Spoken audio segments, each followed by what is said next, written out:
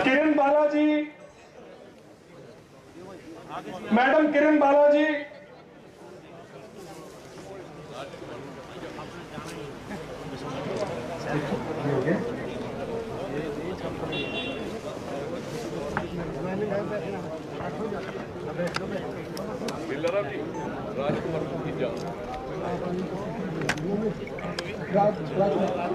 राजकुमार मुखीजा जी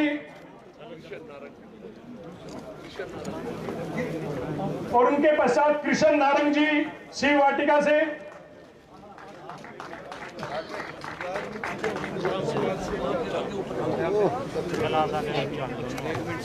धन सचदेवा जी,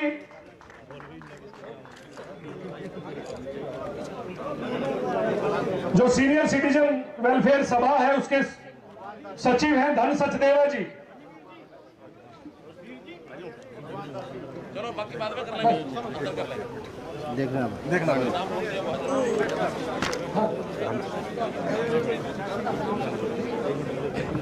एक सुरेश अलाहाबादी जी हैं, सुरेश अरोड़ा भी उनको बोलते हैं, उनसे भी निवेदन मंच पर आए। पीड़ा है ऐसे मुख्यमंत्री जिनके मन में युवाओं को लेकर के एक पीड़ा थी और उस पीड़ा का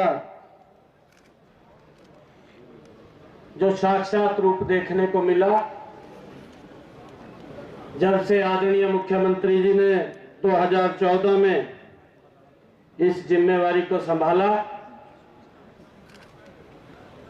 किसी मंत्री या विधायक की ना सुनते हुए सीधा डायरेक्ट हरियाणा प्रदेश के युवाओं की आवाज को सुना और उसका परिणाम ये निकला कि आज हरियाणा प्रदेश के अंदर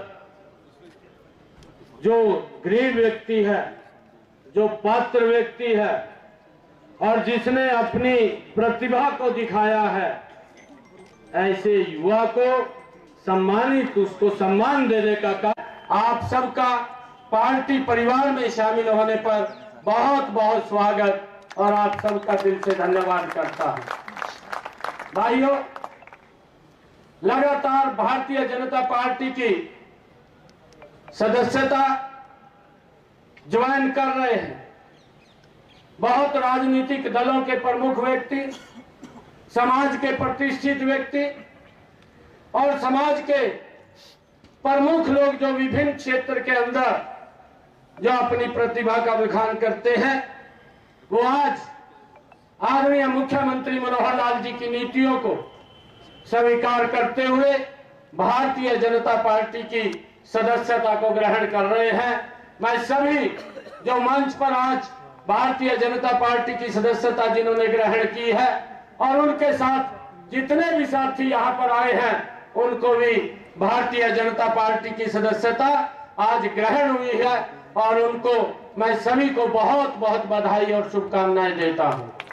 मुझे खुशी है लगातार इन 10 वर्षों के अंदर आदरणीय मुख्यमंत्री के अंदर भी अगर देश के पूरे राज्यों को ऊपर नजर डाले, हरियाणा प्रदेश के अंदर गुड गवर्नेंस का एक अलग उदाहरण अगर प्रस्तुत किसी ने किया है तो हरियाणा प्रदेश के लोकप्रिय मुख्यमंत्री आदरणीय मनोहर लाल जी ने प्रस्तुत किया है। हम देखते हैं कि कोई भी पात्र व्यक्ति छूटे नहीं, चाहे वो प्रधानमंत्री आवास योजना की बात है, चाहे प्रधानमंत्री जो उज्ज्वला योजना की बात है, चाहे आयुष्मान कार्ड को चिरायु कार्ड के साथ जोड़ करके उस तक लाभ पहुंचाने की बात है।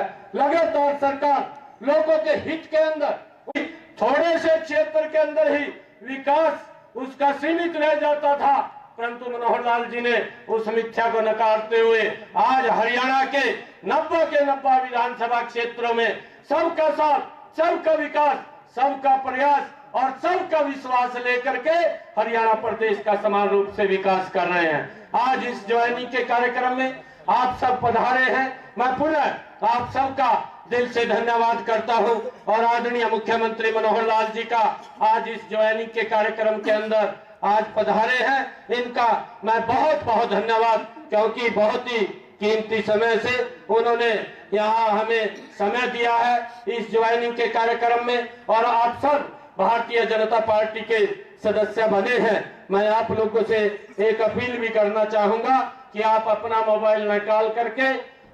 78200 को लगातार कनेक्ट रहने का मौका मिलेगा। इसको भी अपने मोबाइल के ऊपर आप डाउनलोड करें। आप सब यहाँ इतनी भारी संख्या के अंदर आज जो सदस्यता ग्रहण के अंदर पधारे हैं, आप सबका भारतीय जनता पार्टी परिवार में मैं बहुत बहुत स्वागत और धन्यवाद करता हूँ। इन्हीं शब्दों के साथ जय हिंद, जय भारत, जय भारत माँ, भारत माता के, भारत माता के।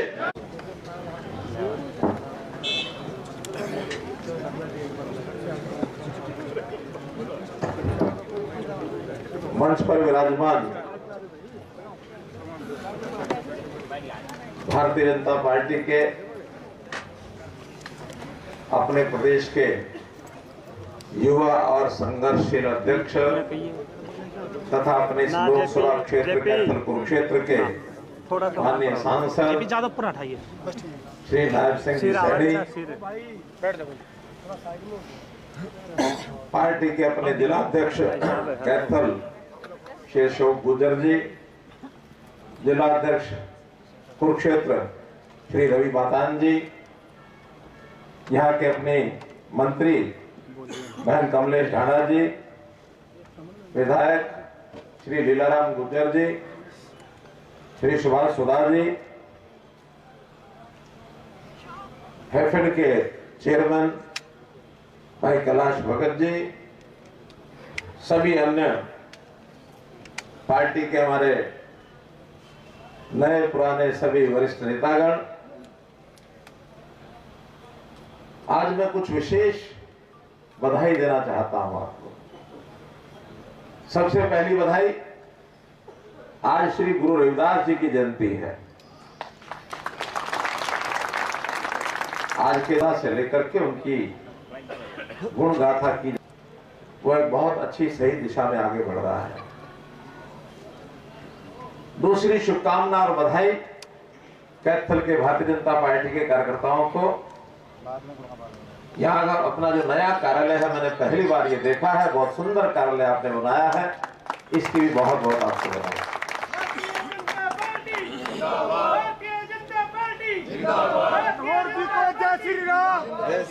और आज का ये अवसर ऐसे बंधुओं के लिए विशेष अभिनंदन का अवसर है जिन्होंने किसी भी अन्य पार्टी को छोड़ करके, चाहे वो कांग्रेस हो, चाहे वो इनेलो हो, भारतीय जनता पार्टी के झंडे को बुलंद करने के लिए आज संकल्प लिया है। मैं ऐसे सब बंधुओं का भी हार्दिक अभिनंदन करता हूं, स्वागत करता हूं। हमारे बीच में हर प्रकार के लोगों ने आज ज्वाइन की है, चाहे हमारे रिटायर्ड डीजीपी हैं, चाहे हमारे स्वामी जी हैं, चाहे हमारे व्यापार जगत के पुरोधा हैं। भारतीय जनता पार्टी है। भारतीय जनता पार्टी आज मैं दावे के साथ कह सकता हूं कि ये विश्व की, भारत की केवल नहीं, पूरी दुनिया की सबसे बड़ी लोकतांत्रिक पार्टी है, सबसे बड़ी लोकतांत्रिक पार्टी। भारत माता की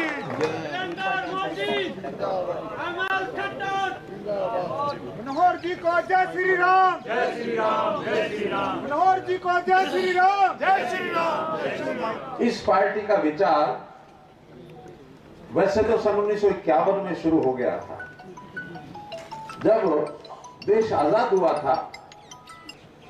उस आजादी के समय कांग्रेस नाम का जो संगठन था, जिन्होंने आजादी में अपनी भूमिका निभाई थी, अच्छे श्रेष्ठ नेता उस समय कांग्रेस में होते थे। महात्मा गांधी जी भी कांग्रेस में थे, लोकमान्य तिलक भी कांग्रेस में थे, सरदार वल्लभ भाई पटेल भी कांग्रेस में थे, कितने ही नाम गिने जा सकते हैं। और परिवार ने कब्जा छोड़ा नहीं। जब अत्याचार बढ़ाए उन्होंने 1977 में देश के ऊपर आपातकालीन जैसा एक काला अध्याय ये लिखा गया, तो जनता जागरूक हुई और जनता ने कांग्रेस को उखाड़ फेंका पहली बार 1977 में और कांग्रेस की बिना दूसरी सरकार जनता दल नाम से बनी, जनता पार्टी नाम से, तब देश के लोगों को विश्वास हुआ कि सरकारें अपने वोट के साथ बदली भी जा सकती हैं। वरना उससे पहले तो सरकार माने कांग्रेस, कांग्रेस माने सरकार। पुराने लोगों को पता होगा उस समय कोलगेट से दांत साफ करते थे, कोलगेट की एक ट्यूब आती थी, तो पेस्ट और कोलगेट एक ही नाम था। आप किराने की दुकान पर जाओ, उसको पेस्ट दे दो, वो कोलगेट की अपनी वो ट्यूब दे देता था। कोलगेट दे दो तो कोलगेट देता ही था। पेस्ट यानी कोलगेट, और कुछ नहीं होता था। आज जब लोगों को पता लगा कि पेस्ट तो एक आइटम है, उसके ब्रांड तो कई हैं, अब ब्रांड का नाम बताना पड़ता है। पेस्ट जाके मांगोगे तो दुकानदार कुछ नहीं देगा, वो कहेगा कौन सी पेस्ट, उसका ब्रांड, तब आपको देगा। ऐसे ही 1970 में लोगों को लगा कि कांग्रेस सरकार का नाम कांग्रेस नहीं है, कांग्रेस तो एक पार्टी है, अलग से भी पार्टियां हैं। जनता पार्टी में भी वो जो जनसंघ बना था 1951 के अंदर, मैं बता रहा था कि क्यों बनाया गया था। इसलिए बनाया था, गांधी जी की बात उस समय नहीं चली, लेकिन कुछ लोगों ने विचार किया कि कांग्रेस अकेली एक पार्टी है जो सत्ता को ले गई, कल को इस पार्टी के ऊपर भी काबू पाने के लिए एक मजबूत विपक्ष होना चाहिए। तो एक मजबूत विपक्ष के लिए जनसंघ बना था, और जनसंघ का विचार उसमें शुरू हुआ। 77 में आके कुछ लोग शासन में आए, देश की जनता को कैसे अलग से शासन का प्रकार दिया जा सकता, तब वो शुरू हुआ।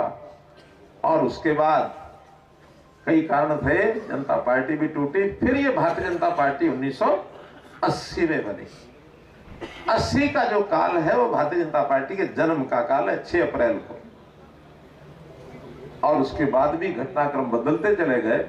भारतीय जनता पार्टी 2 लोकसभा के सांसद से 1984 में सफर शुरू किया। जनसंघ के तो पहली बार 3 आ गए थे देश में, लेकिन भारतीय जनता पार्टी के 2 ही आए। विचार धीरे धीरे पनपता है जनता में, लेकिन भारतीय जनता पार्टी के विचार के बारे में मैं कह सकता हूं कि ये विचार ऐसा है, या तो किसी के दिमाग में आता नहीं है, थोड़ा मुश्किल विचार है, बहुत सोच समझ के आना पड़ता है। और अगर संयोग से किसी के दिमाग में भारतीय जनता पार्टी का विचार बैठ जाए तो कोई जोर लगा ले, वो बाहर निकलता नहीं। भारतीय जनता पार्टी जिंदाबाद। चूंकि यह एक विचार है, बाकी किसी पार्टी के मन में विचार नहीं है।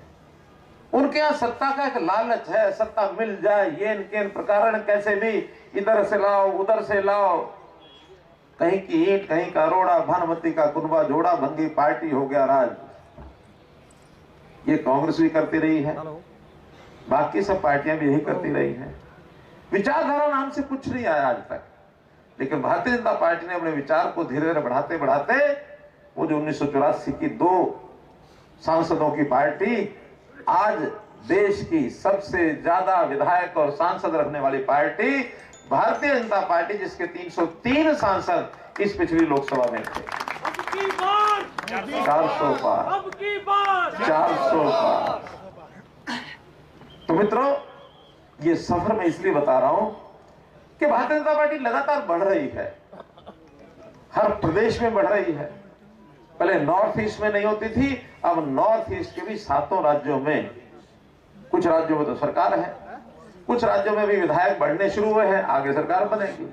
दक्षिण में भी सब प्रदेशों में सांसद विधायक तो है ही, और सरकार भी कई जगह बनी है। कर्नाटक में सरकार बनी है, तेलंगाना में इस बार एक मूड माहौल बना था, किन्हीं कारणों से इस बार नहीं, तो अगली बार सरकार तेलंगाना में बन सकती है। मध्य भारत में, पश्चिम भारत में, उत्तर भारत में, सब जगह भारतीय जनता पार्टी की सरकार है। सबसे ज्यादा आज 17 प्रदेशों में भारतीय जनता पार्टी की सरकार आज भी है। भारतीय जनता पार्टी जिंदाबाद। इस यात्रा में हम क्यों मजबूती से आगे बढ़ पाए? इसलिए बढ़ पाए कि हम एक विचार को लेकर चल रहे हैं। विचार क्या है? देश को सर्वोच्च स्थान रख करके मन में देश सबसे ऊपर, और दुनिया में एक डंका हमको बजाना है कि भारतवर्ष सर्वश्रेष्ठ विश्व गुरु है, भारत विश्व गुरु है। भारत का विचार दुनिया को सुखी कर सकता है। यही कुरुक्षेत्र भगवान कृष्ण ने यहाँ गीता का संदेश दिया था। महाभारत के काल के समय 5000 साल पहले। आज उस गीता का अनुसरण दुनिया के लोग करने लगे हैं कि दुनिया को शांति का मार्ग दिखा सकता है, तो ये गीता ग्रंथ दिखा सकता है। भारतवर्ष के नेता को कोई बहुत तरजीह मिलती नहीं थी, क्योंकि कांग्रेस के टाइम पर भारत का स्थान 200 देशों में अगर ऊपर से ढूंढने लग जाओ तो आंखें थक जाती थी, नीचे के 5 देशों में मिलता था। आज देश में मोदी जी की सरकार 14 साल होने के यानी 10 वर्ष केंद्र में सरकार होने के बाद आज जब देखने लगते तो ऊपर के 5 देशों में भारतवर्ष आ जाता है। भारतीय जनता पार्टी 5वीं अर्थव्यवस्था भारत बन चुका है और संकल्प लिया है हम सब लोगों ने कि बहुत जल्दी तीसरी शक्ति यानी जापान और जर्मनी को हम पिछाड़ देंगे, 2 ही देश हमारे से ऊपर रहेंगे, हम तीसरी शक्ति दुनिया का बनने वाले हैं।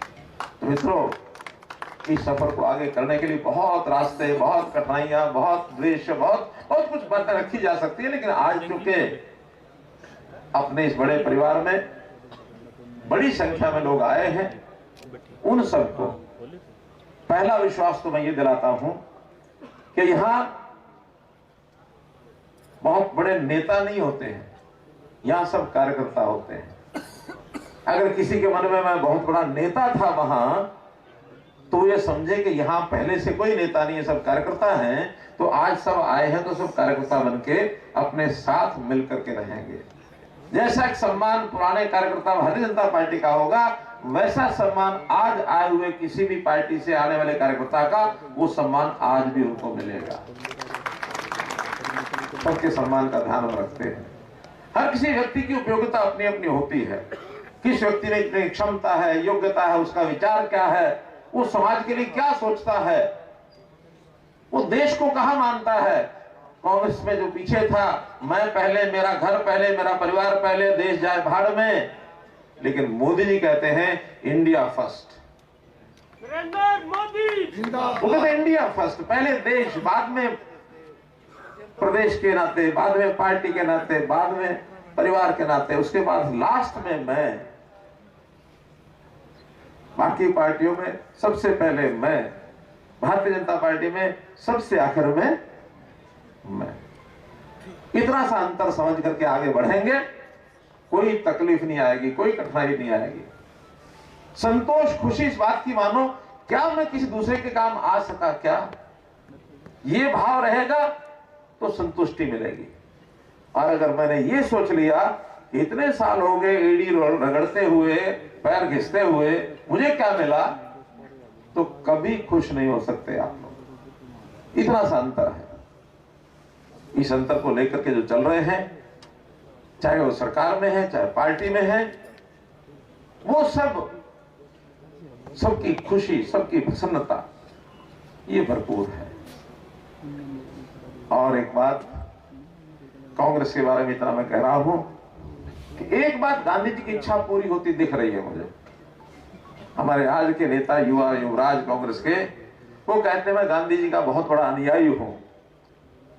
मैं उस समय एक बात कहता हूं, बाकी बातें तो गांधी जी ने जितने काम किए उनका तो आप कह भी नहीं जानते, लेकिन एक बात में आप पक्के अनुयायी हैं। गांधी जी ने कहा था कांग्रेस को समाप्त कर दो। आप उस कांग्रेस को समाप्त करने के लिए दिन रात मेहनत कर रहे हैं और बहुत जल्दी कांग्रेस खत्म हो जाएगी। तो मित्रों, आज जिन लोगों ने पार्टी ज्वाइन की है, ऐसे सब लोगों से मैं एक निवेदन करूंगा, क्योंकि ये अवसर अगला 1.5-2 महीना, ये उसे जैसे एक बालक कोई परीक्षा की तैयारी करता, पहले पढ़ाई करता, मेहनत करता, फिर परीक्षा आनी होती है, तो उस नाते से परीक्षा में कितने अंक आए, पास होने में तो बहुत से विद्यार्थी सोचते हैं पास तो होंगे, लेकिन वो पास होने के बाद कंपटीशन होता है कि कितने अंक आए, मेरा स्थान कौन सा आया। तो उस अंक के नाते से भारतीय जनता पार्टी ने अपना टारगेट इस बार रखा है। 370 धारा को समाप्त करके हमने कहा हम भारतीय जनता पार्टी का 370 का आंकड़ा भारतीय जनता पार्टी के सांसद 370 से पार करेंगे एक, और जो बाकी एनडीए के और पार्टनर अपने साथ उनको साथ मिल करके 400 का आंकड़ा पार करेंगे, ये अपना लक्ष्य है। भारतीय जनता पार्टी जिंदाबाद। तो इस लक्ष्य को पूरा करने के लिए हम तो चूंकि अपने अपने, चाहे कोई प्रदेश की जिम्मेदारी है, चाहे जिले की है, चाहे मंडल की है, चाहे उससे नीचे की है, अपने अपनी जिम्मेदारी के हिसाब से जितना बड़ा टारगेट उसको पूरा करने के लिए कठोर परिश्रम करने के लिए अपनी कमर कस लें, क्योंकि अब चुनाव लोकसभा का कभी भी 10 मार्च के आसपास घोषणा हो सकती है, और जब इस प्रकार की स्थिति होती है तो सत्ता की उल्टी गिनती शुरू हो गई, और जब उल्टी गिनती शुरू होती है तो अपने काम की स्पीड हमको बढ़ानी है, चाहे भारतीय जनता पार्टी के पुराने कार्यकर्ता हो, चाहे लोग आज शामिल हुए हैं, कंधे से कंधा मिला करके अपने जिम्मे जो काम लगे उस काम को करने के लिए, अपना लक्ष्य का पूर्ण करने के लिए आगे बढ़े। आपका बहुत बहुत धन्यवाद, बहुत बहुत आभार।